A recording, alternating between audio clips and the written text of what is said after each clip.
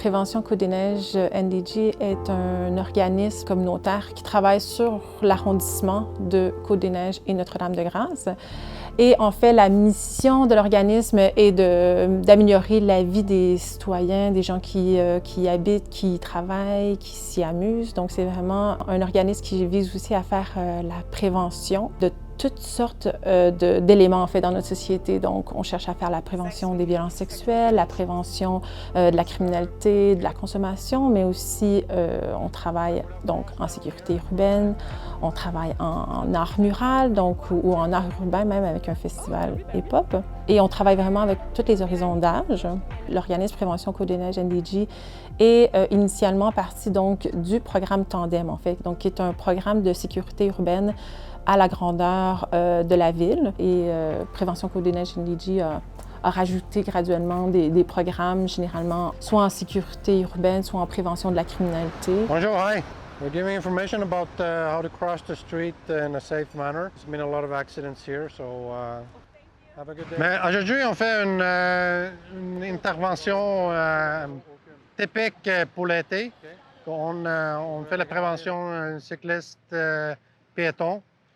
Et on a choisi cette coin des rues parce que c'est connu à NDG pour un peu d'accidents à cause des travaux qui se passent ici. L'approche, c'est vraiment juste donner le petit pamphlet avec l'information. C'est un partenariat aussi qu'on fait avec la police de quartier qui nous donne une bonne visibilité pour promouvoir notre programme. Particulièrement à Côte-des-Neiges, il y en a beaucoup de nouvelles arrivants qui ne connaissaient pas nécessairement comment ça fonctionne ici dans le nouveau pays. C'est quoi les lois pour les cyclistes? Comment on communique avec la police? Est-ce qu'on peut avoir confiance envers la police? Je pense que nous, notre rôle dedans, c'est un peu être là pour les citoyens pour expliquer comment ça fonctionne ici. On ne fait pas juste ça, évidemment. On travaille aussi beaucoup dans les écoles pour donner la prévention dans différentes thématiques comme l'intimidation, la sécurité Internet, la prévention des violences. Pour réaliser sa mission, Prévention Côte-des-Neiges NDG a différents programmes en fait. Donc, on a aussi le programme Genre et Égalité qui vise à faire de la prévention en termes de violence de genre et de violence sexuelle. Why is she wearing that skirt? It's so short. She deserves it, or she was looking for it. So that's what slut shaming is all about, blaming the victim.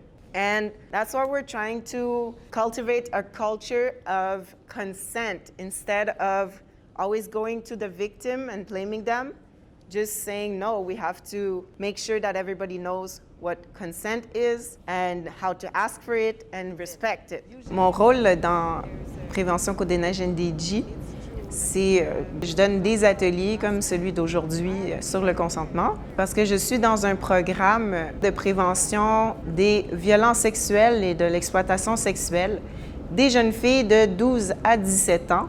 On vise aussi les jeunes garçons et tous les jeunes du quartier Côte-des-Neiges. Par exemple, on est à BCA, donc le Black Community Association, un groupe de jeunes leaders ici qui sont très motivés et qui participent. On voit qu'ils en ont besoin, que c'est des sujets qu'ils n'entendent pas parler souvent. Pourtant, on le voit dans les médias, on le voit dans les films, tout, mais là, c'est réel. Et on dirait qu'ils réalisent que ça peut arriver pour vrai. Et donc, d'en parler ouvertement avec quelqu'un qui va respecter leur opinion, c'est très important. Dans Côte-des-Neiges, surtout, c'est très, très, très multiethnique. Donc, il faut vraiment prendre en compte les différentes cultures, les différentes manières de penser, les valeurs qui vont avec. Si je parle de relations sexuelles, là, les jeunes, il y en a qui sont très, très choqués parce que c'est pas des sujets qui sont abordés nécessairement dans leur famille, dans leur culture. Mais ça veut pas dire qu'il faut pas les aborder. Avec la COVID-19, certains besoins se sont vus accentués, d'où le fait que Prévention Côte-des-Neiges NDG a considéré que c'était notre mission de s'impliquer au niveau des services à l'itinérance. Donc, le programme d'intervention communautaire vise vraiment à soutenir individuellement des personnes en situation d'itinérance ou d'instabilité résidentielle et à aller rencontrer les gens directement où ils se trouvent, donc via des travailleurs de rue, des travailleurs de milieu. Oui, moi je suis travailleuse de rue en itinérance à prévention. Donc mon rôle ici, c'est de rejoindre les personnes itinérantes dans le secteur de Côte-des-Neiges, puis de répondre à leurs besoins. Ma zone prioritaire, c'est le parc Martin Luther King, parce que c'est une zone très fréquentée, très centrale à Côte-des-Neiges. C'est un lieu presque iconique, je dirais.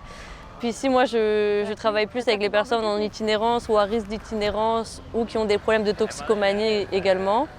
C'est sûr que dans le court terme, on a beaucoup la gestion de crise, gestion de désescalader la violence. On travaille avec la police, avec les ambulanciers, beaucoup, malheureusement. Et heureusement aussi, c'est qu'on fait aussi beaucoup des suivis plus long terme.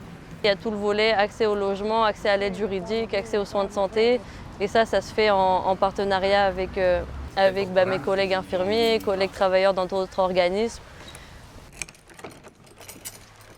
Alors, tu veux des t-shirts? Ça, voilà, ça c'est bien. Ouais. C'est ça que tu voulais, sans les manches. Ok. Non. Ça, Ouais, comme ça ça va? Là, je vais checker. Tu vas checker. Au parc Martin Luther King, il y a vraiment des populations très diverses. Il y a des enfants, il y a des camps de jour, il y a des personnes aînées et il y a des itinérants, des personnes qui consomment. Et on essaye de faire le pont entre toutes ces personnes-là pour que le parc reste un espace joyeux et qui profite vraiment à tous. C'est pour ça que moi, à mon échelle, j'essaye d'aller sensibiliser un peu les deux côtés et les usagers réguliers, on va dire, et les personnes plus sensibles à la propreté du parc, par exemple, le vivre ensemble, puis garantir la dignité humaine de ces personnes-là, puis leur droit d'être ici. Ça prend 2 minutes hein, de jeter tes trucs à la poubelle. Voir l'évolution des personnes jusqu'à leur réinsertion et leur réhabilitation sociale. C'est tout un long parcours et en tout cas, quand on voit qu'on peut faire ça juste à notre échelle de travailleuses communautaires, je sens que c'est vraiment très appréciable. Ça fait du bien de sentir que qu'est-ce qu'on donne à la communauté nous le rend aussi d'une certaine manière. Toujours en combinant finalement un message d'ouverture, de diversité, un message environnemental, donc évidemment un message de cause sociale. On a le projet d'art mural, en fait, qui à chaque année réalise plusieurs murales dans l'arrondissement en impliquant des jeunes dans la réalisation des murales. Elena disait tantôt 2 briques de haut. Ou 3. 2, je trouve ça bien parce que là, 3, ça va être tout chapeau. Ouais. Un peu comme les cheveux, là, genre. Ouais. OK, parfait. Okay, c'est bon. Et donc, on part de derrière les fleurs. Ouais, je pense que je les filerais. La murale a été réalisée par 3 artistes, Elena, Emeline et Abir. C'est une subvention qu'on a reçue qui visait à soutenir l'art urbain cet été. Dans le fond, la murale représente le combat mené par 13 jeunes filles du collectif La Voix des jeunes contes. Ce collectif-là milite depuis près de 5 ans pour l'adoption d'une loi à l'Assemblée nationale visant à prévenir et à contrer la violence sexuelle en milieu scolaire primaire et secondaire. Pourquoi il y a 3 visages sur la murale? En fait, ça vise vraiment à mettre une image, un visage sur le combat contre les violences sexuelles. Et parallèlement à la murale, on a fait des ateliers de médiation culturelle avec des jeunes du quartier. Les ateliers ont été réalisés par Mélanie Lemay, art-thérapeute et cofondatrice de Québec contre les violences sexuelles. C'est un plaisir pour moi, en fait, de pouvoir m'impliquer auprès de La Voix des jeunes contes, un collectif de jeunes filles entre 15 et 20 ans aujourd'hui, qui se mobilisent depuis 4 années déjà afin de faire entendre la voix des jeunes face à l'importance collective de pouvoir offrir plus de sensibilisation et de prévention, autant au niveau de la violence sexuelle que pour offrir davantage d'éducation sexuelle de qualité. On est devant la murale qui vise en fait à leur rendre hommage parce que grâce à elle, il y a une motion à l'Assemblée nationale qui a été adoptée à l'unanimité qui vont permettre aux jeunes qui dévoilent avoir vécu cette situation d'être accompagnés, soutenus dans leur processus personnel. Dans Côte-des-Neiges, ce qui est intéressant dans l'approche avec les jeunes qui viennent de différents horizons, de différentes cultures, de différentes religions, c'est de pouvoir les accueillir et les entendre dans ce qu'eux ont à apporter aussi dans le Québec d'aujourd'hui.